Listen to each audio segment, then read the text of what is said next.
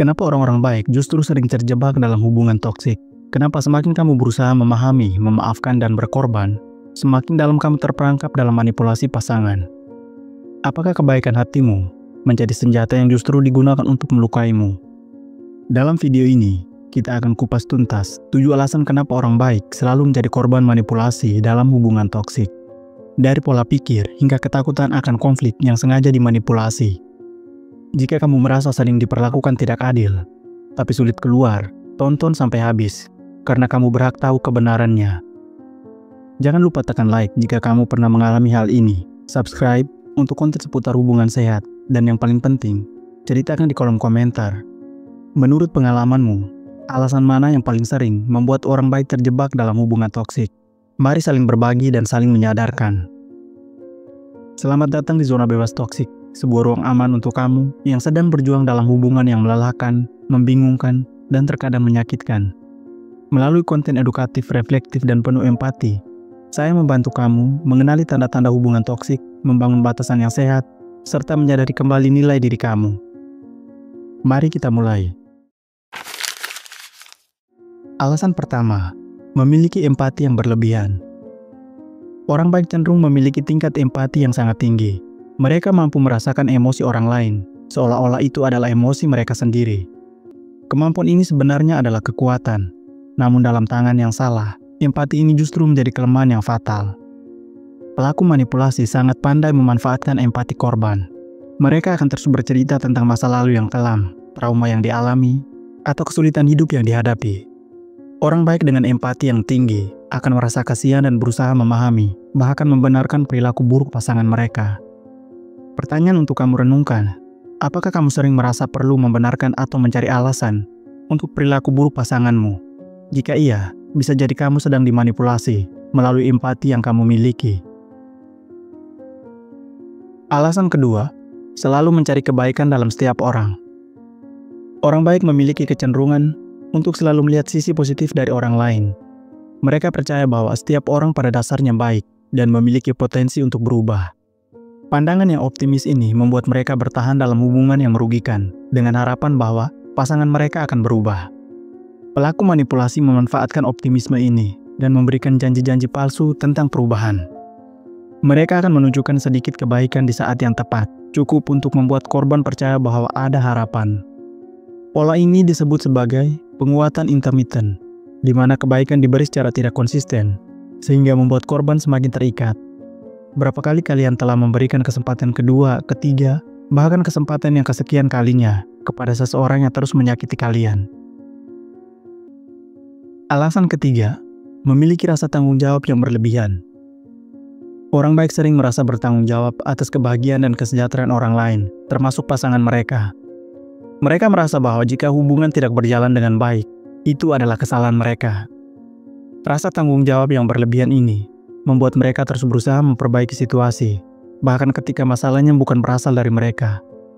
Pelaku manipulasi sangat lihai dalam mengalihkan kesalahan. Mereka akan membuat korban merasa bersalah atas setiap konflik yang terjadi. Kalimat-kalimat seperti, "Kalau kamu tidak begitu, aku tidak akan marah," atau "Kamu yang membuat aku seperti ini," adalah contoh bagaimana mereka mengalihkan tanggung jawab kepada korban. Tanyakan pada dirimu, apakah kamu sering merasa bahwa semua masalah dalam hubungan adalah kesalahan kamu? Apakah kamu merasa harus terus berusaha memperbaiki sesuatu yang sebenarnya bukan tanggung jawab kamu? Alasan keempat, kesulitan menetapkan batasan yang tegas. Orang baik umumnya memiliki kesulitan dalam mengatakan tidak atau menetapkan batasan yang jelas. Mereka tidak ingin mengecewakan orang lain atau dianggap egois. Ketiada batasan yang tegas ini membuat mereka rentan terhadap perlakuan yang tidak pantas. Dalam hubungan toksik, pelaku manipulasi akan terus mendorong batasan korban, sampai akhirnya batasan tersebut tidak ada lagi. Mereka akan menguji sejauh mana korban dapat mereka perlakukan dengan buruk, tanpa ada konsekuensi yang berarti. Batasan yang sehat dalam hubungan adalah tentang menghormati diri sendiri dan pasangan. Namun, orang baik sering salah memahami bahwa menetapkan batasan berarti tidak mencintai atau tidak peduli pada pasangan. Coba kamu refleksikan ini. Apakah kamu memiliki batasan yang jelas dalam hubunganmu? Atau kamu merasa sulit untuk mengatakan tidak ketika diminta melakukan sesuatu yang tidak nyaman bagi kamu? Alasan kelima, menghindari konflik dengan cara yang tidak sehat. Orang baik cenderung menghindari konflik karena mereka tidak ingin melukai perasaan orang lain atau menciptakan ketegangan dalam hubungan. Mereka lebih memilih untuk mengalah atau menelan perasaan mereka sendiri daripada menghadapi konflik secara langsung. Pelaku manipulasi menyadari kecenderungan ini dan menggunakannya untuk keuntungan mereka.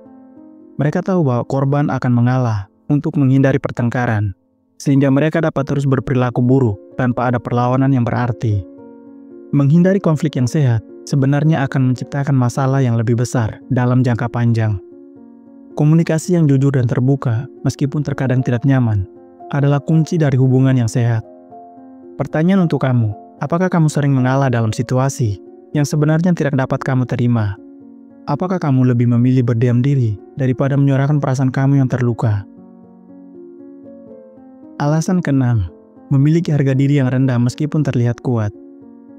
Ironi dari orang-orang baik adalah, meskipun mereka terlihat kuat dan mandiri di luar, banyak dari mereka sebenarnya memiliki harga diri yang rendah. Mereka mencari validasi dari orang lain, terutama dari pasangan mereka, untuk merasa berharga. Pelaku manipulasi sangat pandai dalam memberikan validasi di awal hubungan, membuat korban merasa istimewa dan dicintai. Namun setelah korban terikat secara emosional, validasi tersebut mulai ditarik sedikit demi sedikit. Korban kemudian akan berusaha keras untuk mendapatkan kembali perasaan istimewa tersebut. Harga diri yang rendah membuat seseorang merasa tidak pantas mendapatkan perlakuan yang baik. Mereka akan menerima perlakuan yang tidak pantas, karena merasa itulah yang layak mereka dapatkan. Coba kamu renungkan, apakah kamu merasa bahwa kamu harus terus membuktikan diri untuk mendapatkan cinta dan perhatian dari pasanganmu? Alasan terakhir, terlalu cepat mempercayai orang lain. Orang baik cenderung memberikan kepercayaan mereka dengan mudah karena mereka percaya bahwa orang lain juga memiliki niat baik seperti mereka. Mereka tidak memiliki kecurigaan yang sehat terhadap orang yang baru mereka kenal. Sedangkan pelaku manipulasi sangat terampil dalam membangun kepercayaan dengan cepat. Mereka akan menunjukkan sisi terbaik mereka di awal hubungan, menciptakan kesan bahwa mereka adalah orang yang dapat diandalkan dan dicintai. Kepercayaan yang diberikan terlalu cepat dan tanpa dasar yang kuat akan membuat seseorang rentan terhadap manipulasi. Kepercayaan yang sehat membutuhkan waktu dan konsisten dalam perilaku.